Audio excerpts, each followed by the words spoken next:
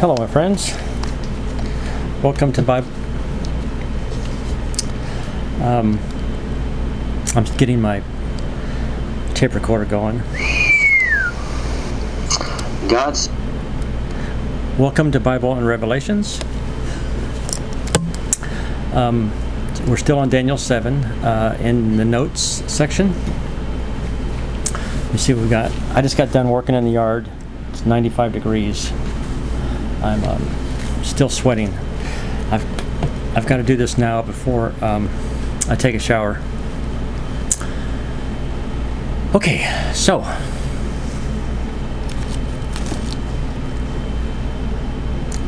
I don't see my notebook here.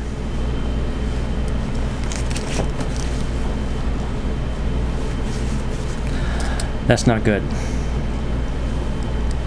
I'll just read the notes for Daniel 7. So the first 6 chapters are biographical about Daniel and his friends, Shadrach, Meshach, and Abednego, and everybody else from Israel. They were taken prisoner and brought out of Israel to Babylon as slaves. Chapters 7 through 12 are prophecies that were received during the same time. So we have been here on chapter 7 for, I don't know, 2 months, and it's just a lot to unpack, and I want to keep going through it until I feel that I've covered it. So Daniel's first prophecies of ancient kingdoms here. He prophesies about the ancient kingdoms here. Then, from 7:7 to the end, he fast forwards to the last kingdom, which will be the beast that comes out of the ocean of 10 heads, which is everybody agrees 10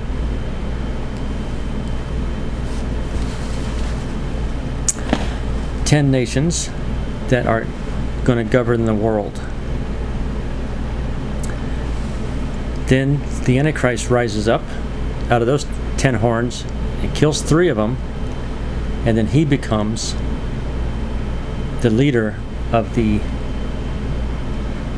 United Nations, the 10 nations that are controlling the world. So if he takes down 3, that leaves 7 plus him. So now there's 8 nations leading the world, and they all turn to the Antichrist for leadership to save them.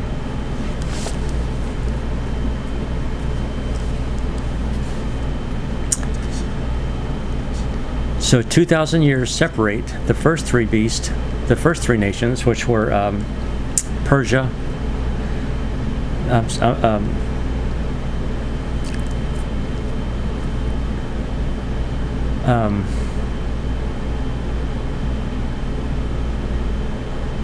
Babylon, Media, and Persia.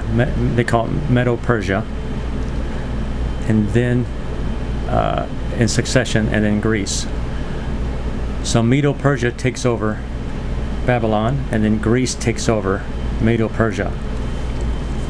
And then the next beast comes up in the future after the rapture. Daniel stands by the Great Sea, the Mediterranean, as winds from all 4 points of the compass blow in, churning up the water.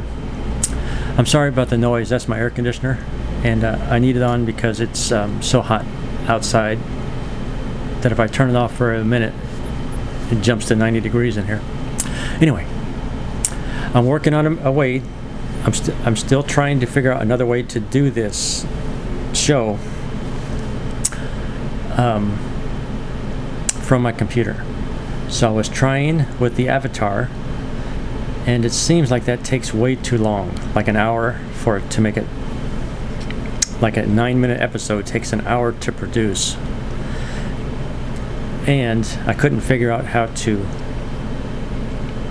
upload it to YouTube either. So I'm trying another way now, which is recording right off my laptop through a video editor. I haven't done it yet, but theoretically it can be done, and I think a lot of people do it. So I'm trying to learn how to do that right now.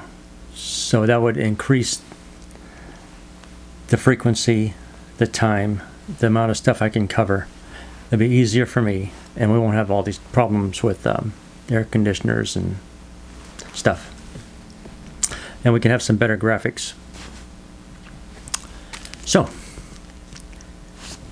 Daniel stands at the great sea, the Mediterranean, as winds from all points of the compass blow in, churning up the water. This portrays the world's chaotic condition after the rapture. I added that in there, after the rapture.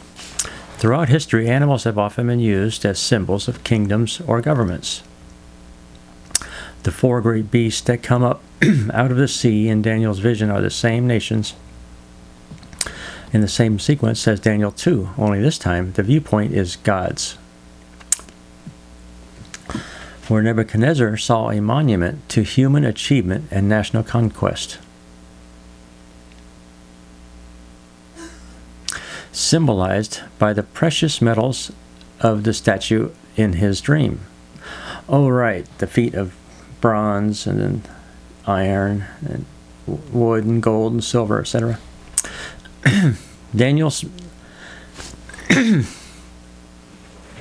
saw animalistic kingdoms headed for destruction. The lion and eagle are the king of beasts and the king of birds, respectively. The symbol of the Babylonian Empire was a winged lion, symbolized by the head of gold in Daniel 2. The head of gold has become a lion in God's eyes. The wings indicate the swift conquest of a strong, cruel kingdom.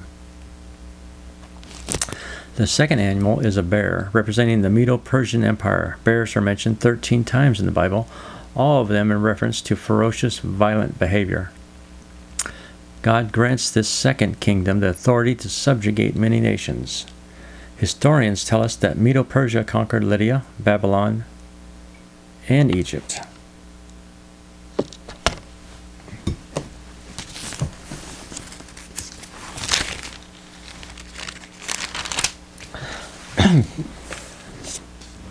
The leopard, known in the animal kingdom as swift and cunning, with an insatiable appetite for blood, symbolizes Greece, under the leadership of Alexander the Great. The four wings on the back of the leopard speak of conquest and its ability to strike fast. It is an accurate picture of Alexander the Great and his swift capture of an entire region. After he died, presumably of Guillain-Barré disease, in 323 BC, his kingdom was divided among his four generals, Ptolemy, Seleucus, Lysimachus, and Cassander, perfectly fitting the picture of the leopard's four heads. The fourth beast, with huge iron teeth signifying its ferocity and fierceness, can be compared to no animal. This is cruel, imperialistic Rome, where crucifixion was invented. Rome hung Jesus and Peter on crosses, beheaded Paul, banished John, and burned Christians. The horns are 10 kingdoms that will rule simultaneously. From them will arise one little horn who will conquer the others, dominate the entire empire, and eventually become world dictator, the Antichrist. There has never been a 10-part Roman Empire, so this must speak of the future. This is the only place in the Bible that refers to God the Father as the Ancient of Days, a picture of him in human form. The term literally means the elderly one, the one who has been around forever, the one who has never had a beginning. The beast is the Antichrist, who rises up as part of the fourth dynasty. He will reign over the earth for 7 years as the ruler of Satan's evil enterprise, and then the supreme judge of the whole world.